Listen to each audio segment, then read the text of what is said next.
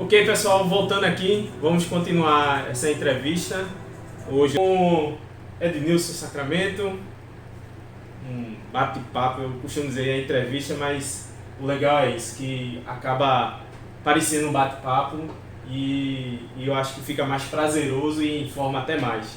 Então, Ednilson, a gente vai voltar aqui continuando as perguntas, tá certo?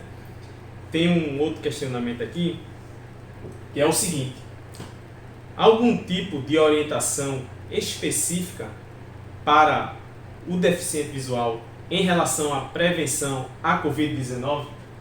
Ou basicamente são as mesmas orientações recebidas por qualquer pessoa? Eu acho até que você já até falou um pouquinho sobre isso, né? Nas perguntas anteriores, mas mesmo assim dá uma... fala se tem ou não e ratifica melhor isso, esse questionamento.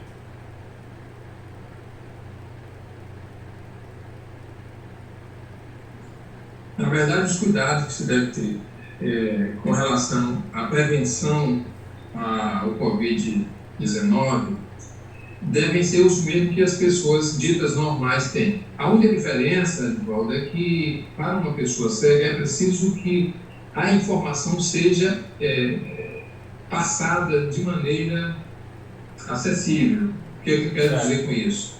Por exemplo, toda a informação deve ser, por exemplo, quando você fala, deixa eu dar um exemplo para você, a orientação sobre como lavar as mãos.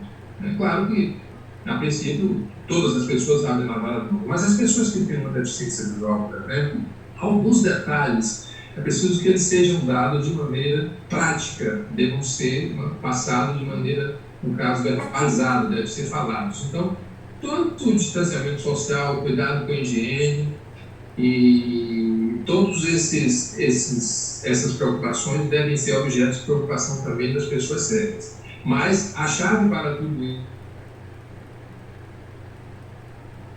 é informação de qualidade. Para você ter uma ideia, nós tivemos um colega que, nessa época de isolamento social, precisou ir, naturalmente, com acompanhante ao supermercado, e aí ela não podia entrar no supermercado com acompanhante, porque estava se caracterizando a aglomeração e a aproximação de duas pessoas. E chegando no supermercado, o funcionário teve dificuldade em andar com essa pessoa porque estaria tendo que dar o braço a essa pessoa. Então, veja também como temos um desafio quanto a isso. Mas a melhor saída mesmo é informação de qualidade e informação acessível.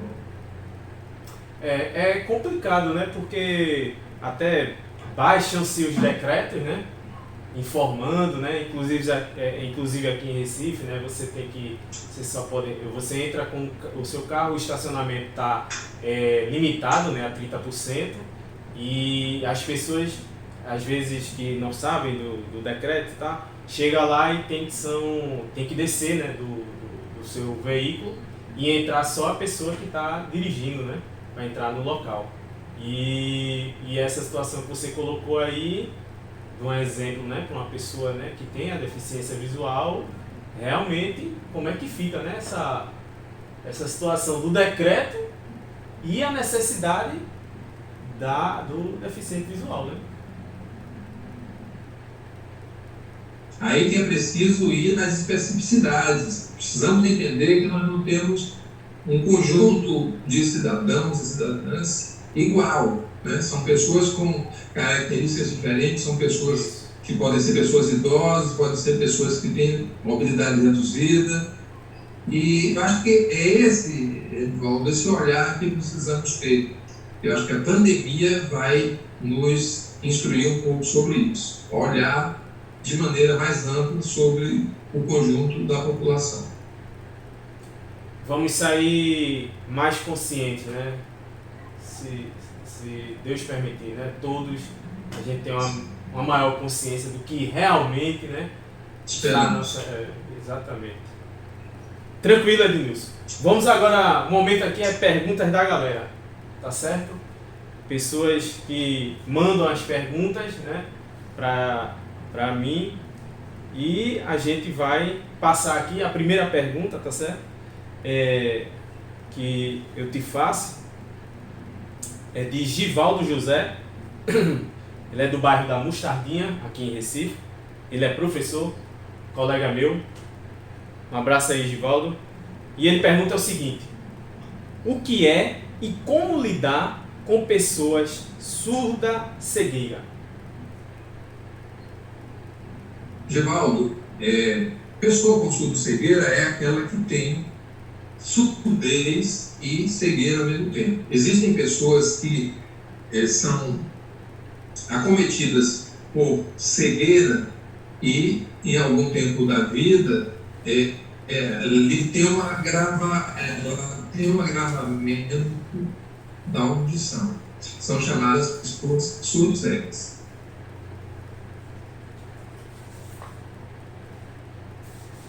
Então, vamos lá. Mais uma perguntinha aqui. Essa é de Emanuel Martins, do bairro aqui de Campo Grande, em Recife, certo? Ele também é professor. E ele faz o seguinte questionamento, Ednilson: como incluir o indivíduo em situação de vulnerabilidade quando o próprio governo o expõe ao coronavírus, impondo a saída a apenas um tipo de banco para receber o auxílio emergencial? Você até comentou, né, já em outros questionamentos deu um exemplo dessa situação aí do auxílio emergencial. Mas e aí? Boa pergunta, Manuel, e boa reflexão. Isso revela os preparos que os governantes têm, sobretudo esse governo que nós temos hoje, com a maior parte da população e, mais especificamente, sobre as pessoas com deficiência. Eu acho que o primeiro de tudo é tomar consciência da população que se tem, né? Que é um pouco daquilo que a gente não vê ultimamente, é se conhecer, né, para além dos gabinetes, a realidade das ruas. E colocar a população nessas condições, porque, de um lado, eu recomendo que as pessoas não façam aglomeração nas ruas. Por outro lado, essas pessoas que precisam, por exemplo, receber o auxílio emergencial, amanhecem nas filas aglomeradas por uma questão de sobrevivência. Então, nota-se aí um despreparo fantástico, uma rede de bancos que nós temos. A gente limitar somente a Caixa Econômica Federal e as lotéricas é um contrassenso, como outros tantos, Manuel, que nós temos tido nos últimos dias no Brasil. É difícil, né, Ednilson? É muito complicado. Eu acho que isso aí é até tema também, um questionamento para a gente bater um papo em outro momento, porque realmente Sim, é uma reflexão que deve ser feita, né? Como você bem falou, pelos governantes, né? Eu acho que tem uma série de fatores aí que vem a deixar aquela situação, né, mais complicada, né? Mas aí em outro momento a gente vai retomar isso aí também. sim. Bom, mais uma perguntinha aqui. Com certeza. Marcos Vinícius, ele é do bairro do Timbi, em Camaragibe, tá certo? Ele é aluno do curso de Psicologia na UFPE. Cheguei a estudar com ele também, mas ele mudou o curso, tá certo? Um abraço aí, Marcos Vinícius. E ele pergunta o seguinte: em relação aos alunos de ensino superior que estão tendo aulas EAD, o que pode ser feito pelas instituições para incluir deficientes visuais e auditivos? Marcos, eu quero deixar aqui um abraço e, na sua pessoa, estender esse abraço para o povo do Recife, para a população de Pernambuco. Eu já fui várias vezes à capital pernambucana e tenho um apreço muito grande por essa gente e por esse lugar. A maior dificuldade do ensino à distância para uma pessoa com deficiência visual está também na acessibilidade, né? Ou seja, não basta que você programe em uma aula ou uma tarefa, atividade, e espero que todas as pessoas possam dar conta daquela atividade. Porque muitas vezes a tarefa é dada, mas a plataforma não é acessível. Então, às vezes, a pessoa com deficiência, o estudante com deficiência, vai precisar de um auxílio de uma outra pessoa, e não é isso que nós pregamos. Nós pregamos a autonomia para que as pessoas possam, de fato, dar conta do seu curso, né? Então, a primeira providência é conhecer o seu aluno. Qual é o aluno que eu tenho? Eu tenho um aluno surdo, eu tenho um aluno cego, eu tenho um aluno que tem alguma dificuldade no aprendizado.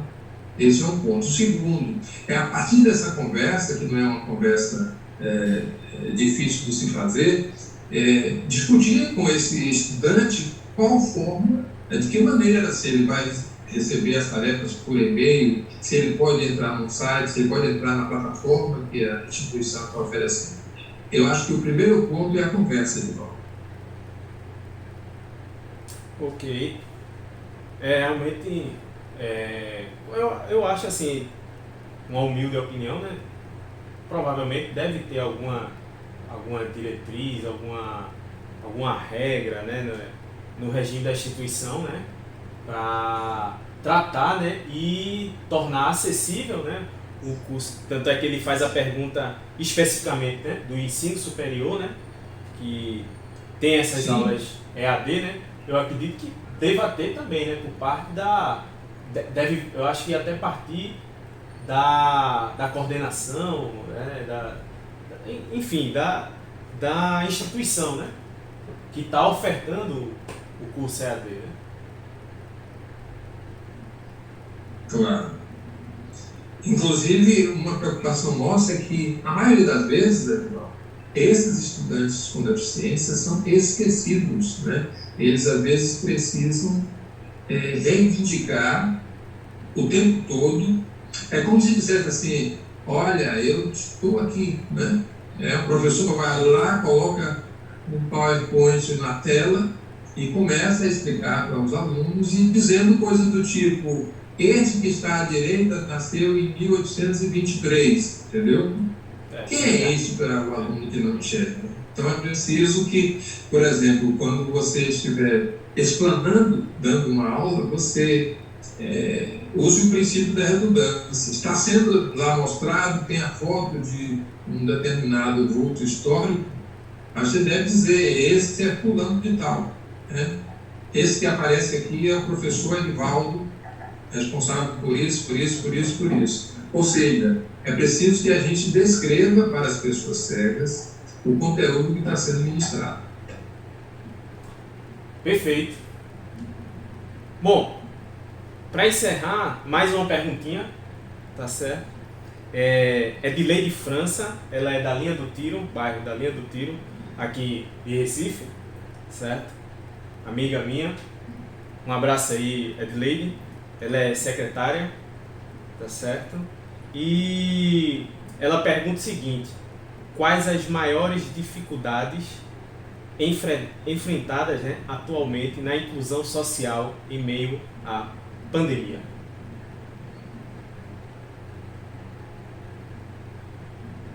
Olha, a primeira dificuldade é que as instituições, aí, as escolas, faculdades, não foram preparadas para um atendimento tão brusco como esse, né? Que é um atendimento no estilo da pandemia.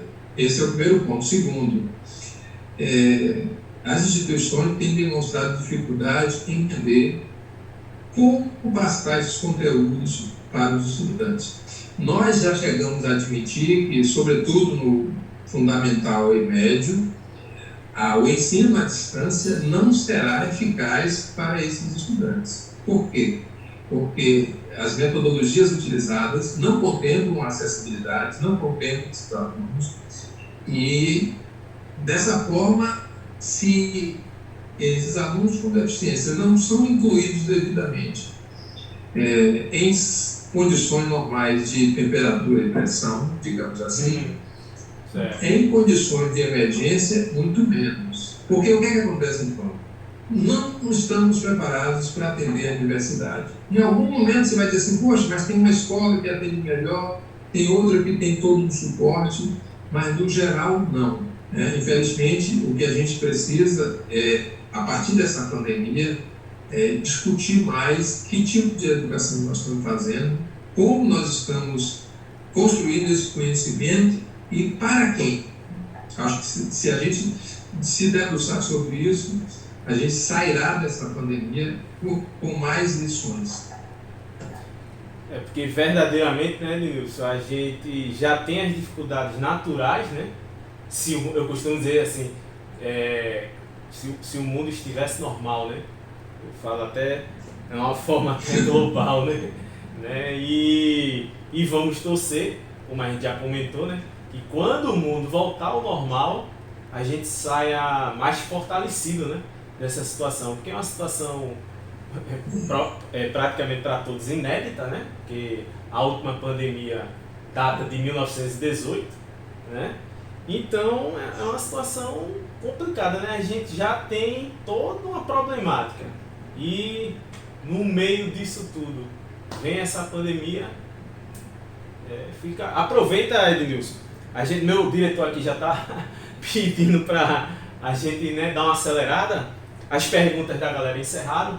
E eu te dou aí um minutinho e meio para você fazer as suas considerações finais, mandar um abraço para quem você quiser aí. Fique à vontade, o espaço é seu aí.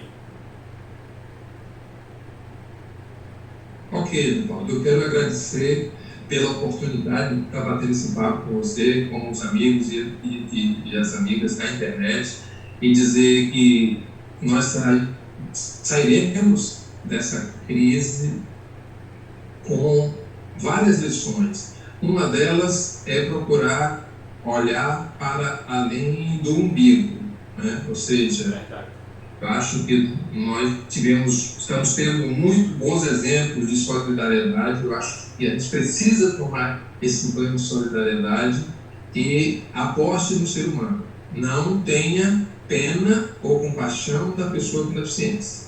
Dê oportunidades. Muito obrigado. Boa.